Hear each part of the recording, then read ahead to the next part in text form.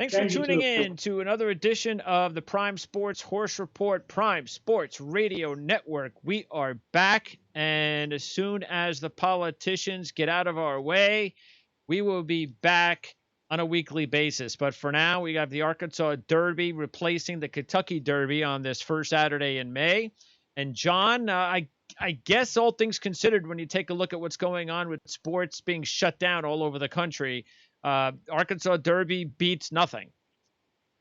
Yeah, I mean, a lot of racetracks are closed, and Oakland, where the Arkansas Derby will be run, closes on Sunday, and then after that, the only racetracks we will have for the next few weeks are going to be Florida, Gulfstream, and Tampa. Those are the two big tracks. There are some smaller tracks open, throughout the country, but they're kind of like minor league racing compared to, the big times.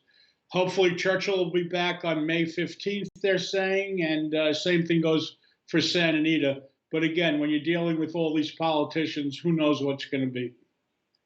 Yeah, you don't, and that's unfortunate. But the Arkansas Derby, because I know we've had some issues before with some of these stakes races where we are surprised that the talent level is what it is. But why? Tell me why they've first of all decided to separate these into two, breaking this up into two races. Well, first of all, they had 22 horses entered, so they were supposed to run the Santa Anita Derby by now, which they didn't do. Actually, I guess tomorrow would have been the Kentucky Derby. So Kentucky Derby will now be run on September 5th at Churchill Downs. But it kind of messes everything up because they're going to run the Belmont Stakes before the Kentucky Derby, and the Preakness, they don't know when they're going to run that. So everything is really up in the air, They're kind of panicking, I think, like they're talking about running Saratoga this year without fans in the stands. Saratoga doesn't start for another 2.5 months. To make that call now is really a little premature, in my opinion.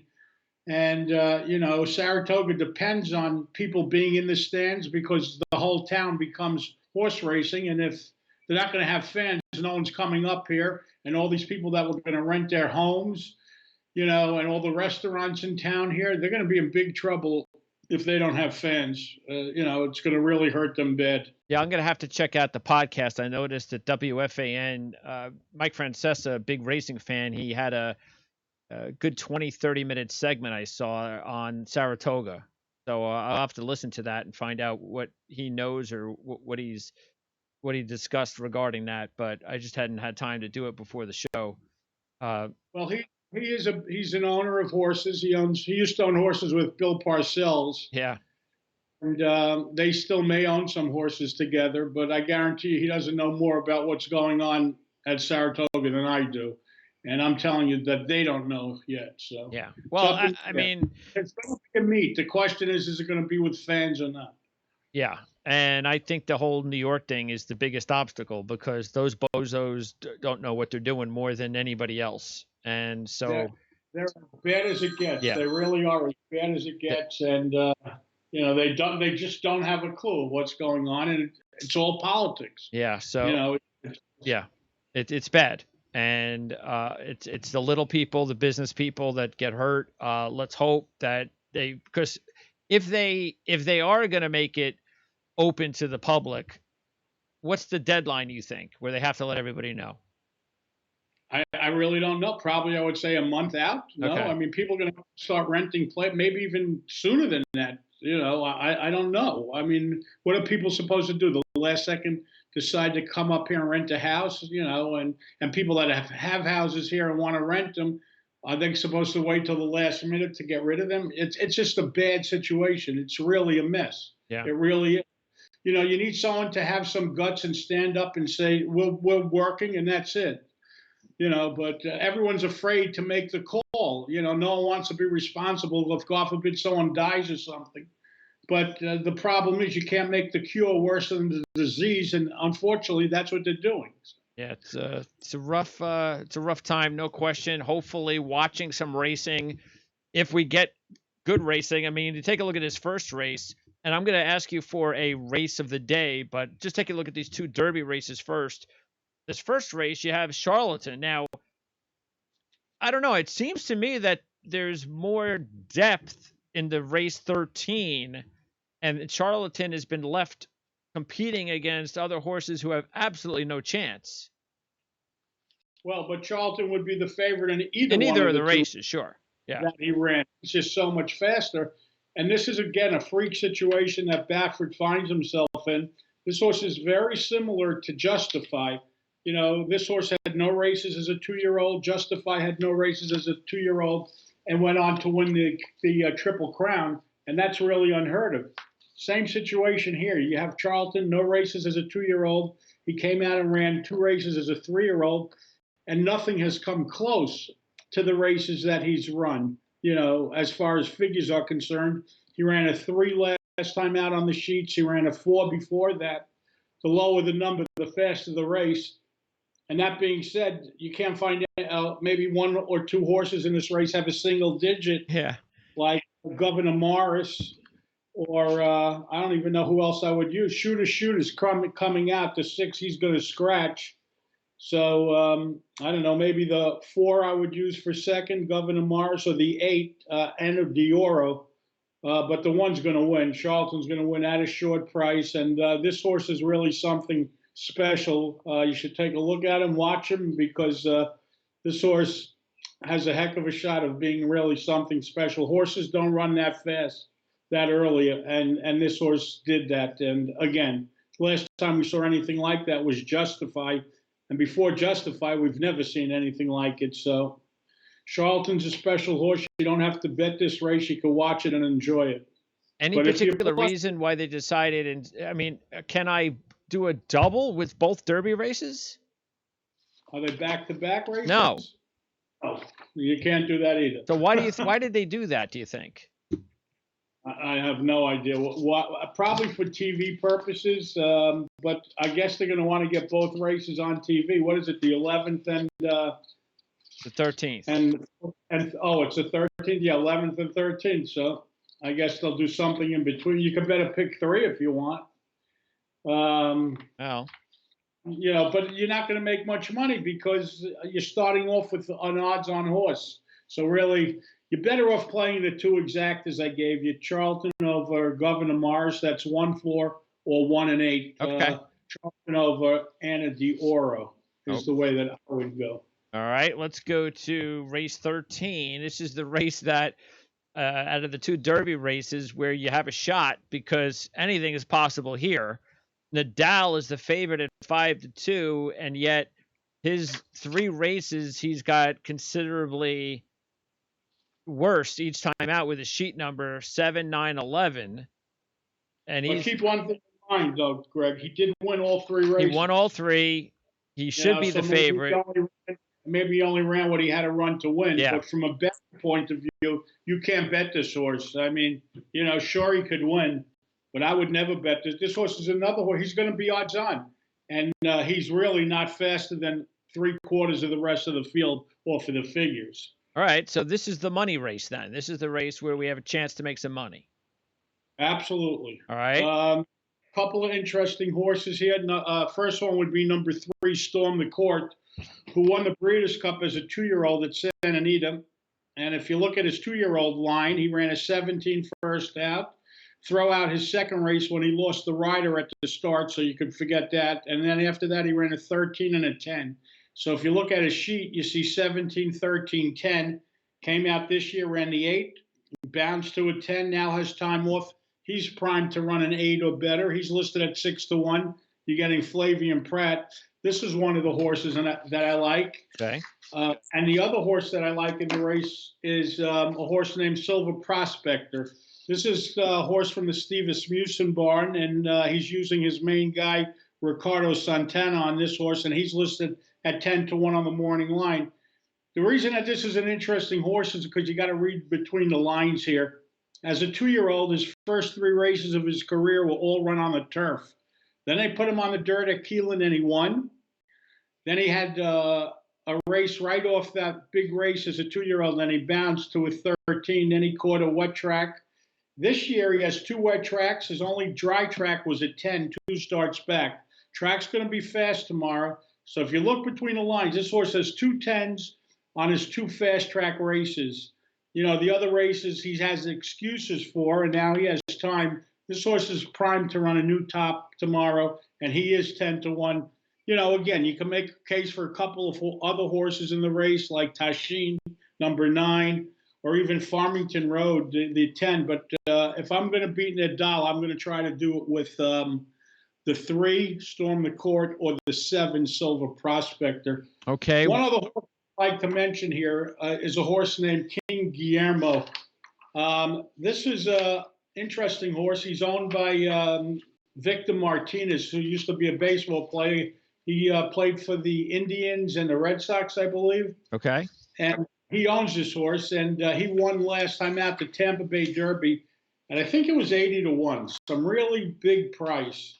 The only problem is that a lot of those horses, they run well at Tampa and don't take the race with them. If you go to his sheet, Greg, you see as a 2-year-old, he had 2 races on the turf. Those don't mean anything. Yep. It's 1 race on the dirt. This year, he ran an 8. But the problem is, you don't want to bet a horse that's 3-1 this week. I paid $160. Yeah, exactly. You missed the wedding. Yeah, too late. Funeral. What about Wells Bayou? What is it about Wells Bayou that you're not interested in? Wells Bayou is fine. The only knock I have on Wells Bayou is that he's got the 11 post. He's drawn extremely outside, and he's going to lose ground. But as far as numbers are concerned, he certainly figures with a chance. But again, he's not long enough. He's 7-2.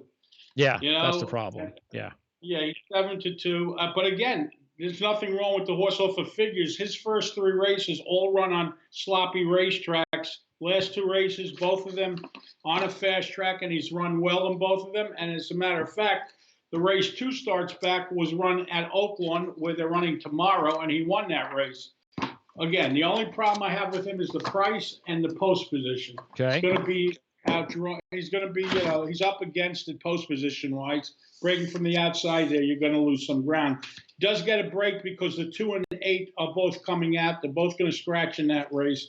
So he moves in closer to the 9 post, I guess. So the 2 and the 8 are scratched. Correct. They're going to be late scratches. Inside information that you get by listening to Prime Sports. Well, now it's watching. Okay. Or listening. Right. We give them the option. Okay. So Storm the Court and Silver Prospector, the 3 and the 7. Those are your top 2. Yeah, but again, the horse, you can make cases for. I think the way you want to play the race is to bet against Nadal. And by the way, Nadal could definitely win. If he wins, I don't want to get bombarded with emails that I'm an idiot and all the rest. He could win, but at the price, this is gambling. Yeah, sure. And the name of the game is finding value. You can't make money betting 6 to 5 shots. No. Listen, we're not going to be right as often as we'd like to be, but in the long run, we're going to show a profit because we go for value. That's right. And by the way, Nadal also, if we look at it, the only time he's ever gone this distance was that sloppy race. Last time out. Yeah. So, and he ran well. Yeah. He ran, but he won with a number going backwards, and that's a rule which we usually, try to avoid those kind of horses because there's no value. Yep. People see the horse won well, but they don't know that he won with a bad figure. Okay, now give us your pick of the card. Let's look at the 4th race I'm going to go to. How's 4th? that? Okay. Yeah, I was going to go to the opener, but I'm going to give you a solid horse that's going to win and pay $8. So take that one. Okay. 4th race tomorrow, number 7, Major Attraction, 4-year-old colt from the Wayne Catalano barn. David Kona aboard to ride. He's listed 7-2 on the morning line, 2 career starts. He's run well in both of them. I like number 7, Major Attraction, to win tomorrow's 4th race. What time would that go off?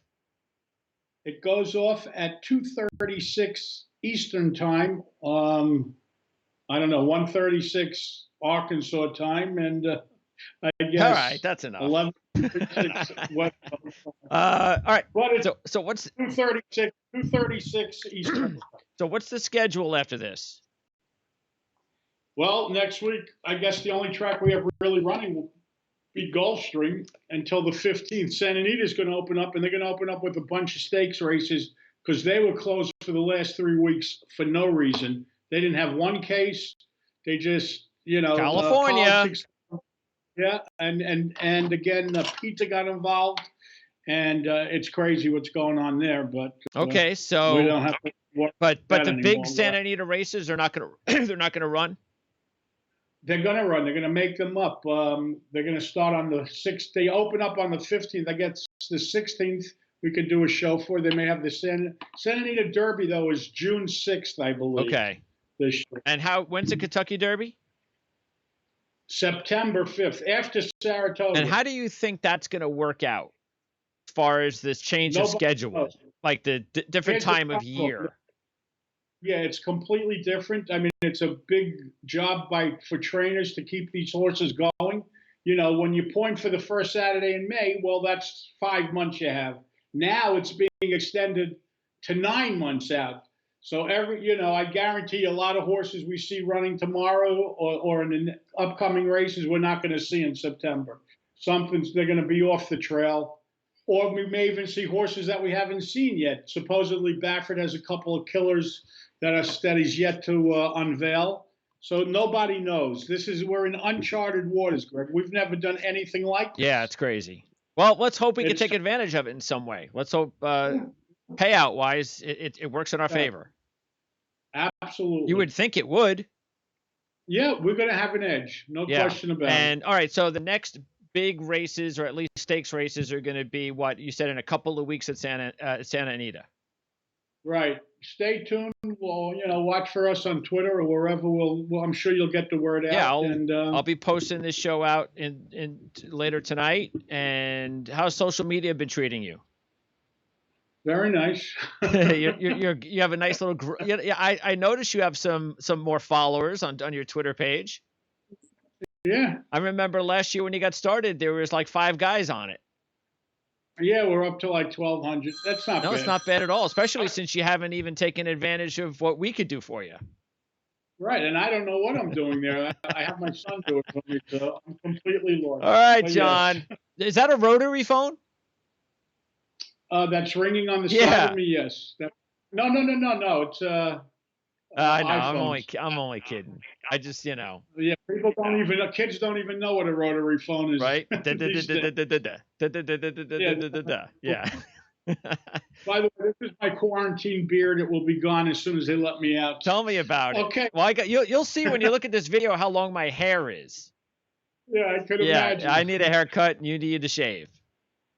Thanks, Sean. Thank you so much. See you next time. We'll be in touch. Excellent. Good luck, everybody. Thank Thanks you. for tuning in. Bye.